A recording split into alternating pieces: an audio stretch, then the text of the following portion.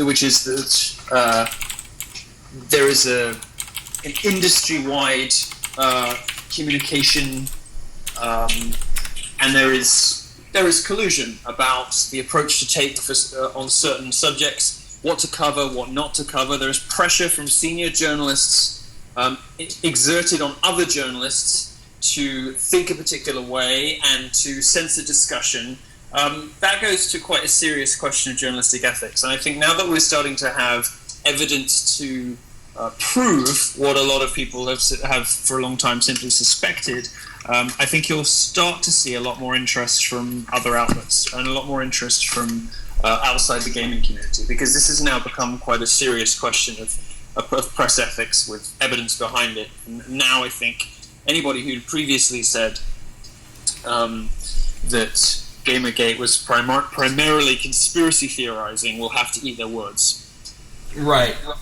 There was this thing a while back, Journalist, where it was a bunch of journalists from other publications coming together and talking, and some guy from MSNBC got fired, and one of the guys who was responsible for that whole thing, I remember reading somewhere he's part of Vox Media now, so essentially he's redoing the thing that he got fired for initially, but in gaming journalism now. Like, what the hell? Yeah, so Vox isn't strictly... Vox is the name of two different things. It's both the name of the parent company that owns Polygon and The Verge, and it's also the name of a publication, Vox, which is an explainer website, which is owned by Vox Media. But Ezra Klein, who edits Vox, the publication, was responsible, when I think he was at the Washington Post, was responsible for setting up this journalist thing, which... Interestingly enough, it's a funny coincidence that Andrew Breitbart, who set up Breitbart, where I write, was one of the people who helped expose that the first time around, which I think was back in 2007, and then it became a scandal again in 2010. Yeah, people lost their jobs because they were seen to be mocking and criticizing and insulting people that they were also at the same time writing about, and we're almost certainly going to see some of that in this case. And the more respectable publications, you've got to remember, Ars Technica is part of Condé Nast, so they have a significantly higher journalistic standards. You might not think they're terrific, but they are better than, let's say, a Polygon or a Kotaku, because they're part of a media group with that's very respectable. Which is, I think, is why we've seen a post from them and from nobody else, because this is really this is serious sort of lose your job territory for anyone who works at Condé Nast. So, let's see, there may be Wired journalists in there we don't know about yet. There may be more respectable gaming outlets who are going to give their writers the opportunity to either apologize or go. Obviously, there are a lot of subjects on this mailing list that are not Zoe Quinn, so it'll be interesting to see if there are any conflicts of interest or differences between privately expressed and publicly published opinions, which could be interesting. We'll see. But I'm receiving chunks of this from various people, right? As I go. So the most I have, the sort of biggest lump of this has been a Word document with 100. The full sort of email thread about Zoe Quinn, right, which I'm in the process of going through right now.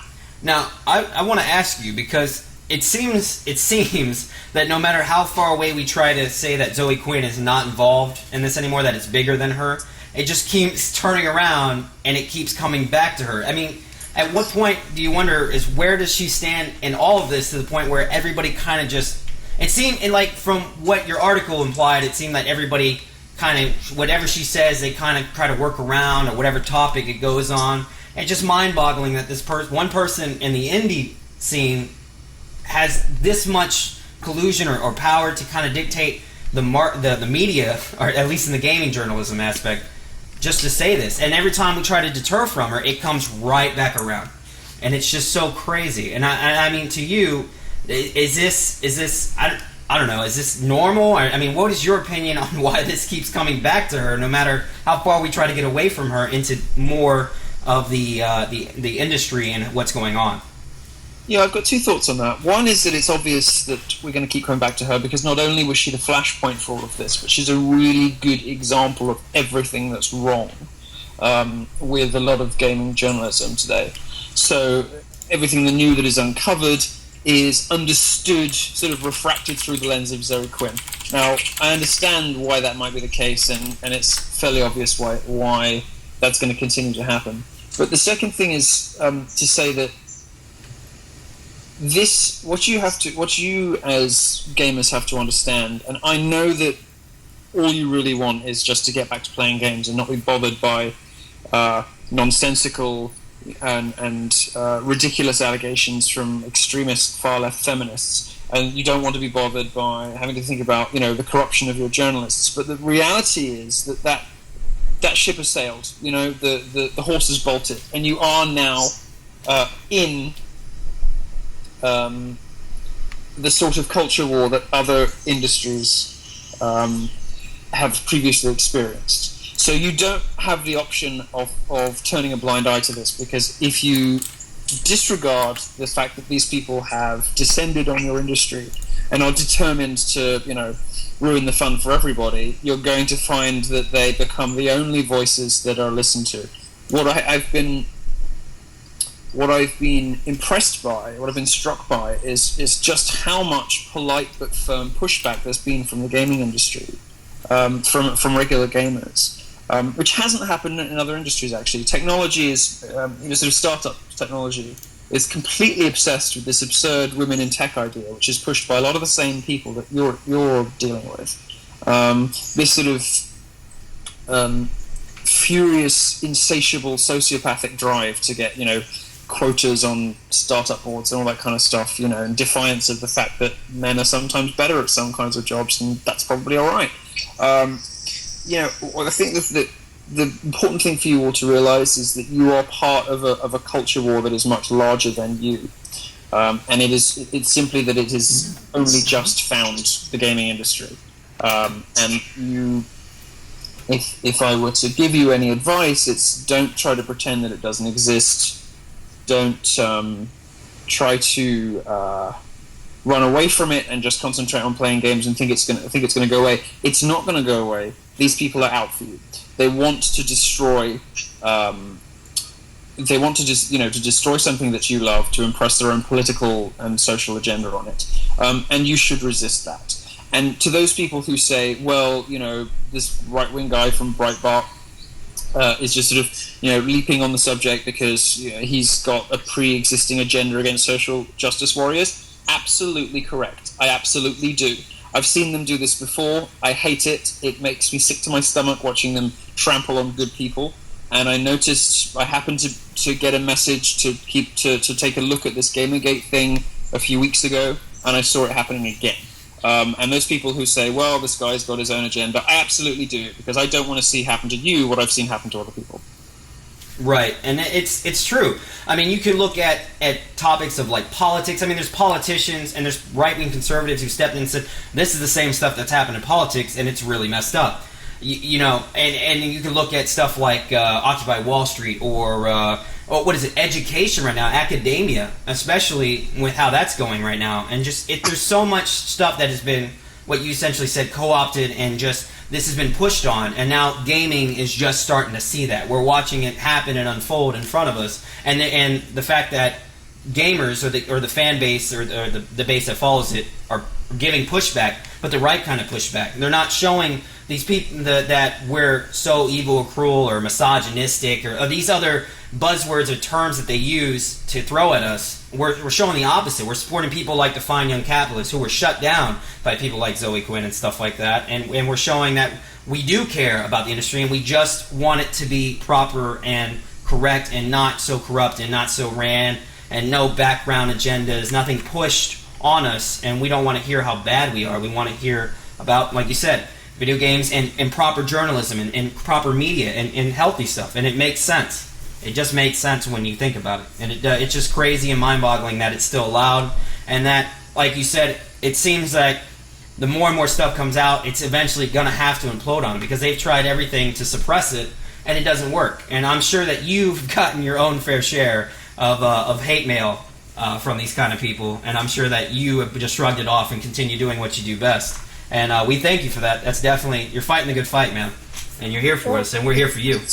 It's funny, isn't it? Because, in the same way that when I wrote my first piece, I had, 11, 12 people saying, go take a bath with a toaster, or I wish you were dead, or whatever. And I just thought, yeah, okay, whatever, and got on with my life. And the sort of psychology that it takes to broadcast and advertise, those sorts of threats, which indicates to me that you don't take them particularly seriously. Also to prod and provoke people to be unpleasant to you, and then use that for attention and to raise money and for professional advantage is the most extraordinarily sociopathic sort of behaviour. And this is what you're up against, and you need to fight it with all of the resources at your disposal, which includes people like Christina Sommers, who I think is terrific, and will provide you with a lot of the intellectual and statistical heft for your arguments. But I can only repeat: please don't think this is just going to go away, because this is a broader cultural war problem, and I'm sorry that it has intruded on a world that is basically about getting away from this awful stuff in the real world. But it's here now, and we should deal with it.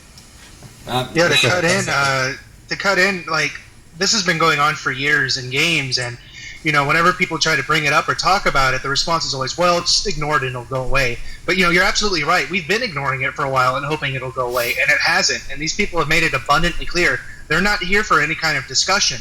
They want war, and we have to fucking give it to them. And they're here for an objective.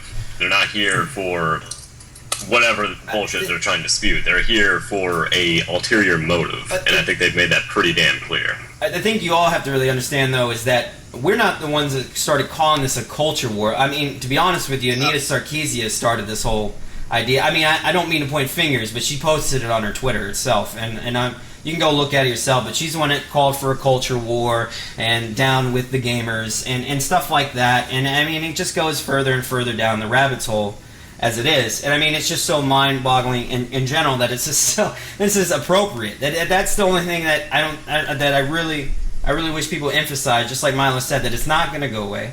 And that it needs to be talked about, it needs to be addressed, and it needs to be handled in an appropriate fashion. These people come in and they ruin things for other people. Like Milo said, it's a sociopathic tendency. I'm telling you from a psychological standpoint, it's narcissism at its finest, and they know it. They're cocky, and it's just how it is. So this is getting the word out. This is getting it done. And then everybody who's here, you guys are in the chat. The people who are talking about it regularly, people who support Milo and other journalists who are putting out and being integrity and everything like that. That's how it should be done, guys, and it's really important that we get that out there. And I really once again, I want to thank you, Milo, for being here and coming on and talking to everybody and getting it out there. You put yourself on the line, like you said, every day. Your job can be in jeopardy, and it's really big. It means a lot to a lot of people. It means a lot to myself, but for the most part, I think everybody really appreciates what you're doing, and I think they appreciate what a lot of people like Archon and Gamernosh, the Escapists, who have turned around and owned up to their talk from what they stated before, and really bringing it back. So it means a lot. A lot of things are changing, and it's not going away. Well, thanks. I mean, I'm very happy to talk to anybody. I mean, I post my email about 50 times a day on Twitter. I can't always promise to reply to everything, but I do read everything.